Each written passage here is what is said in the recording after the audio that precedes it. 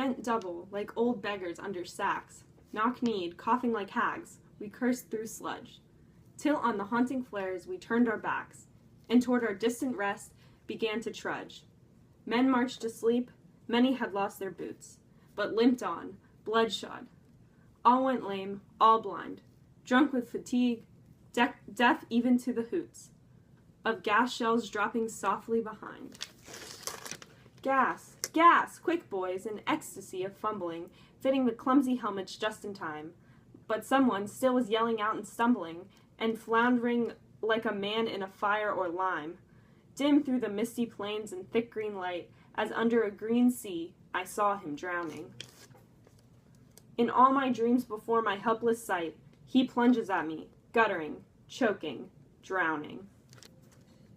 If in some smothering dreams you too could pace behind the wagon that we flung him in, and watch the white eyes withering in his face, his hanging face, like a devil sick of sin, if you could hear at every jolt the blood come gargling from the forth-corrupted lungs, obscene as cancer, bitter as the cud of vile, incurable sores on innocent tongues, my friend, you would not tell with such high zest to children ardent for some desperate glory the old lie.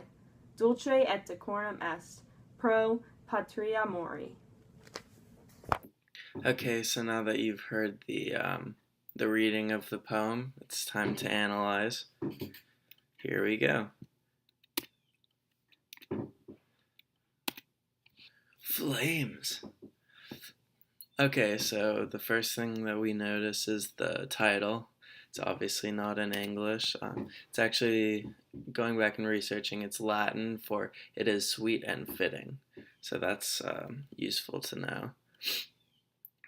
Next thing is the word bloodshod. That kind of caught my eye because I didn't really know what it meant. It was kind of weird.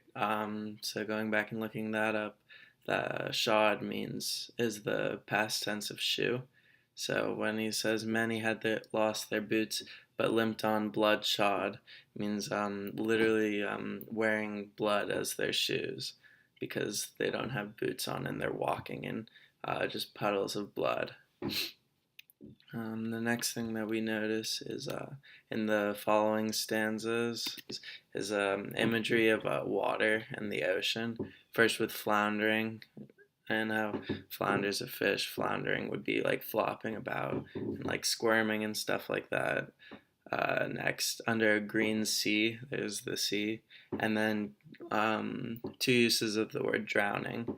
That's really just to show the effect of the gas on the one person who didn't manage to get their helmet on when the poisonous gas was used. And so the effect of water is humans can like swim in water and stuff like that. It can be fun and nice, but also water can be a place for humans to drown in and suffer because humans can't breathe underwater. So that's his purpose of using the water imagery. Next thing is the contrast of fire. I just said that there's water imagery, so his use of fire is to show that one thing that does is shows sort of the range of the violence and like pain and stuff instilled on someone with the poisonous gas. How it can go from drowning to fire. It's so harmful. The next thing is the irony in the use of the color green. The symbol of green is normally nature and rebirth and springtime and freshness and things like that. And so the use of green to describe the sea that he's drowning in and all of this pain and suffering and all of that in the poem is just very ironic. The next thing is dreaming. He uses dreams twice. The dreaming symbol is basically not reality, beyond reality. It's not like actually what's going on. It's in your dreams while you're sleeping. So basically he's using dreams first of all, to say that this should be beyond reality, basically. Like, it's so awing and terrible that it isn't meant for a normal reality. And then, so that's dreams with him. And then, when he says smothering dreams, he's talking about your dreams, the reader's dreams, and the use of that is with dreams is basically saying that you haven't experienced this. So, like, you don't have much credibility in his purpose, which I'll get onto later. But he has experienced it. It is a reality for him. It's not some dream. He's basically saying you're lucky that this at most would be a dream for you, who, as I'm saying already, who's arguing against his purpose, but he is saying that you should not argue against his purpose because you haven't gone through it. The next thing is a word I wasn't really sure of, high vocabulary. Writhing, which just means twisting or squirming around. So when it says, and watch the white eyes writhing in his face, it's the eyes just like darting side to side all around, squirming it, almost like it looks like the eyes have a mind of their own, just moving around and almost squirming, giving personification to his eyes. And show that the darting of the eyes shows how much of pain and panic he's in, the victim's in. One more vocab word, cud, is partly digested food, if you don't already know.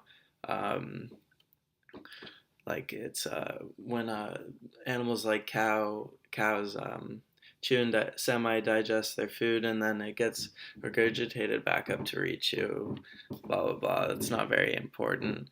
So when he says obscene as cancer, bitter as cud, partly digested food is definitely bitter. And then finally, the final line of the poem, the old lie, Dulce et Decorum est pro Patria Mori. That's a repetition of the title.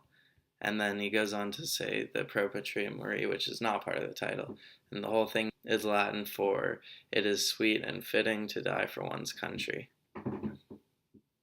So the speaker is Wilfried Owen. He is an English poet and a World War I soldier. The occasion is it's in the middle of a World War I battle, which is like that's what he's talking about. And yeah,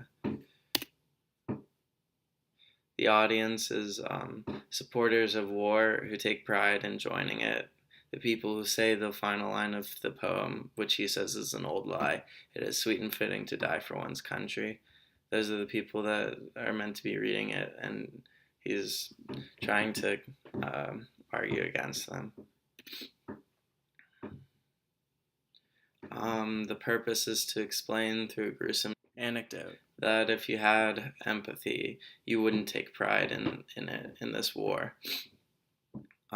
Because he's been through it, explaining like this story about the one person who didn't get his mask on in time, and poisonous gas killed him brutally.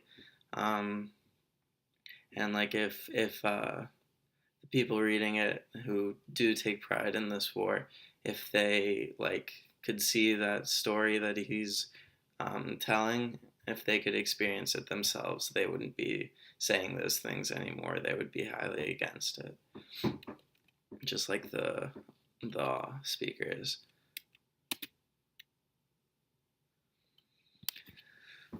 The subject is a story of a soldier dying from poisonous gas.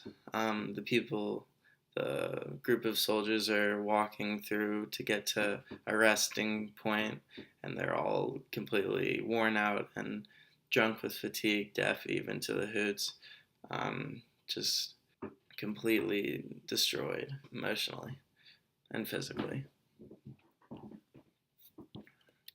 And then, so these people are trudging through, and all of a sudden poisonous gas is let off from obviously the enemies of whoever they are. And everyone in the group seems to get their gas masks on except for one person, and that one person is like flopping around like a fish in such pain. It almost seems like he's drowning because he is getting tortured so badly from the poisonous gas.